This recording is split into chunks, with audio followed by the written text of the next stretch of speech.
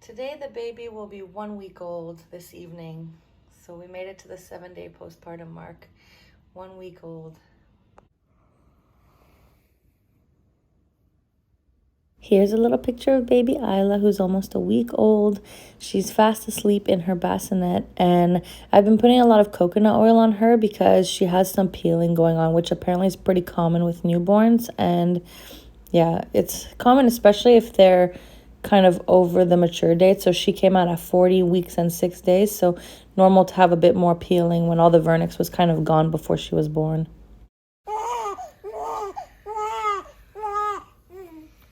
Oh, you like that? You like flying?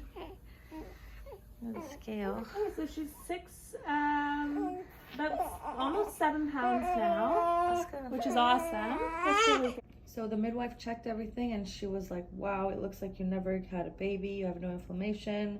I thought you had a tear, but you don't really even have a tear. So very happy about that. She said healing's going really well and it's only been a week. So yay. Okay, here's meal 1.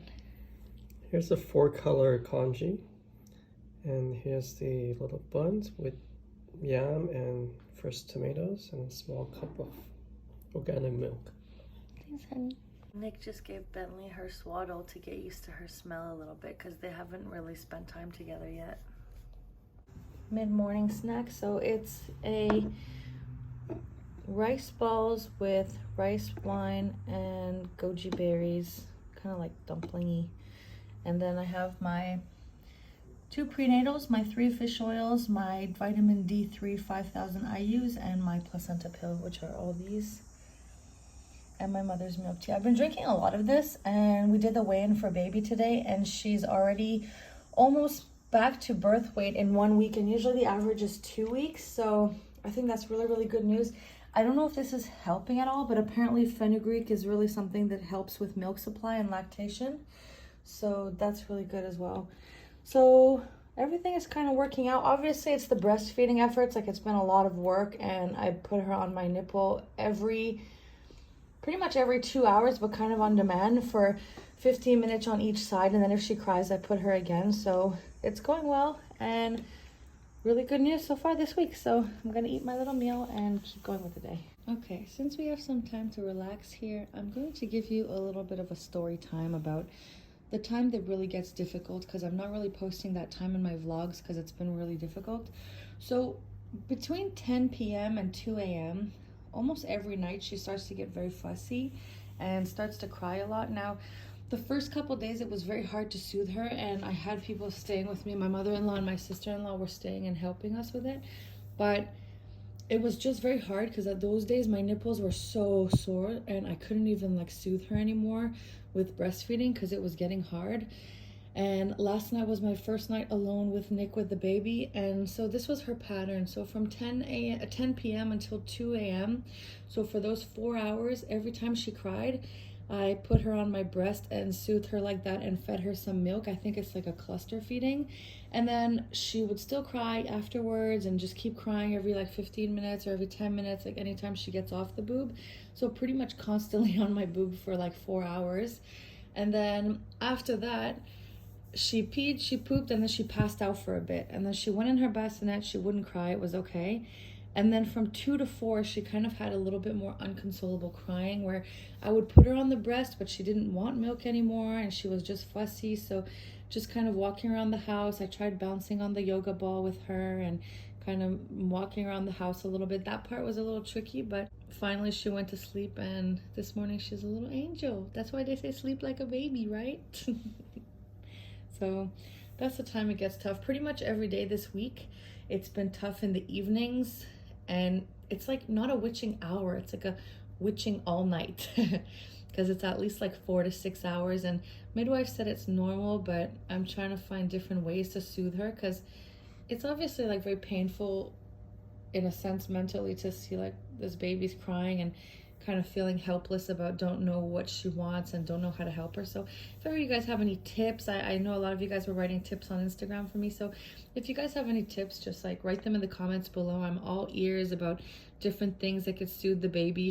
The midwife said that I don't need gripe water yet, but let me know. She said maybe I could get some probiotics for the baby. Maybe it's a gas thing. And she said by the time she comes back to birth weight, she might be a little bit less fussy. So that's where we're at right now. And yeah, so that's what we're dealing with right now. But now she's taking a big nappy right before feed time. Baby's still sleeping over there in the bassinet.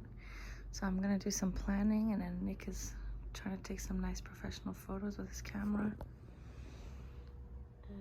Billy is here. You being a good boy? You like your baby sister? Yeah. You're a good boy.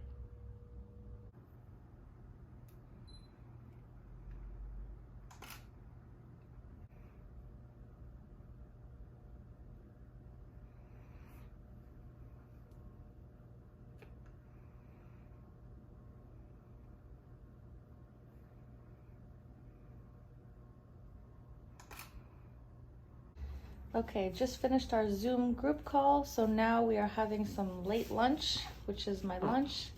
Hey, yo.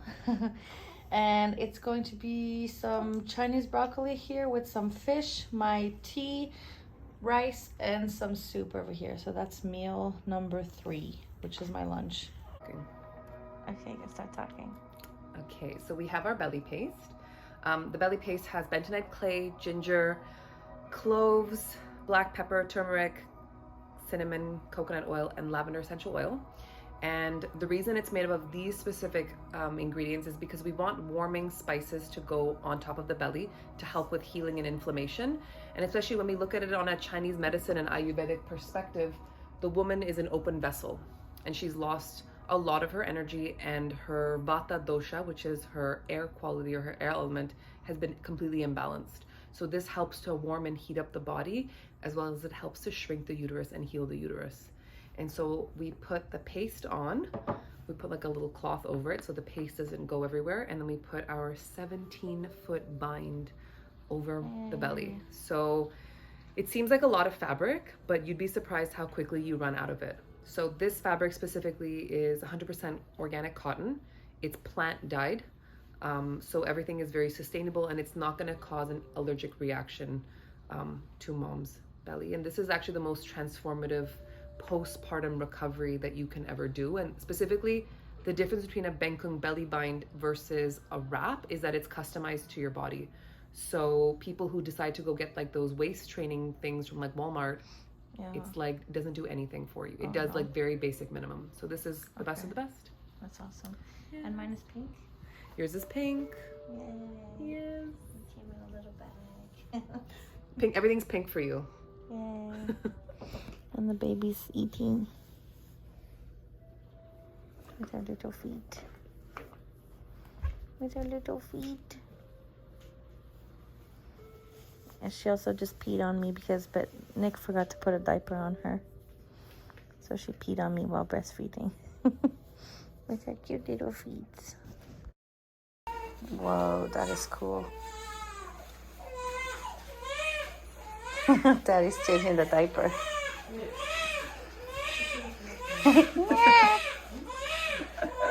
And then when you pull it out, it goes like this. It just pulls down.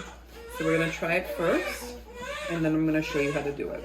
Okay. The more you do movement, the more she'll like eventually settle. So you're literally like a human shake machine.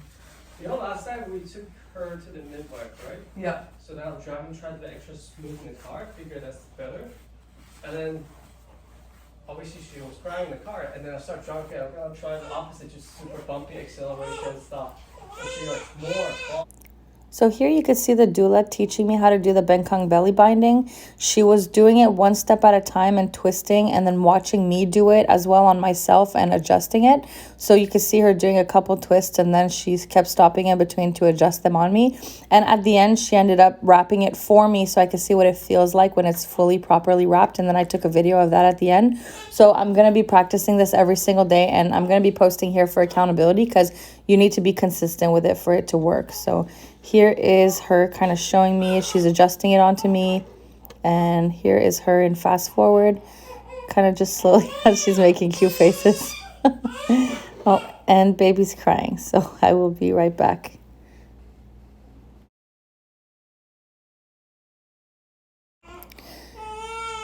And oh, okay, I'm going to go tend to the baby after dinner, and Nick is looking after her right now, but the witching hour has started, so I'm trying to do voiceovers and it's going to be tricky. So here's the belly bind. I'm not going to take a full shot yet. I'll just take a little mini shot, but you kind of go from your belly all the way up, and so many good things and benefits about it, but I think I'll post them tomorrow. So I have to do this every day for several hours.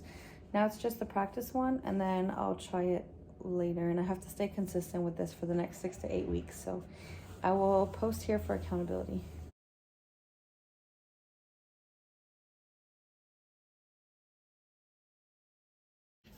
Look, today we wore your little fast forward to health onesie. Oh, did you just, is she all wet from the, did she burp herself?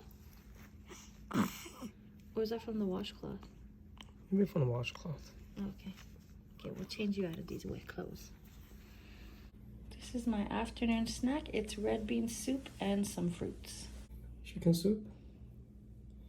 This is the organic whole grain congee, stir-fried beef, and celery with pumpkin seed.